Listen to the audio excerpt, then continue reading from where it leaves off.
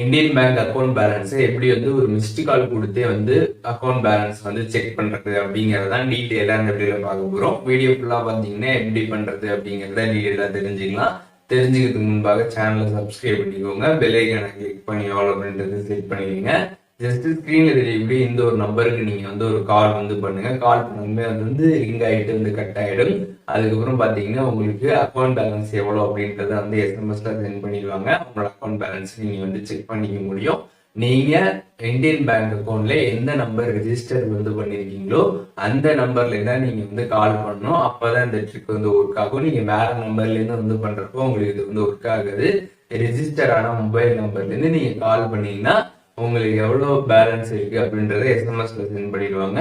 நீங்க வந்து செக் பண்ணிக்க முடியும். ஸோ இப்போ இந்த வீடியோல அக்கௌண்ட் பேலன்ஸ் எப்படி வந்து மிஸ் கால் கொடுத்து வந்து செக் பண்றது அப்படிங்கறத டீடைலா தெரிஞ்சிருப்பீங்கன்னு நினைக்கிறேன். வீடியோ யூஸ்ஃபுல்லா இருந்துச்சுன்னா லைக் பண்ணிடுங்க.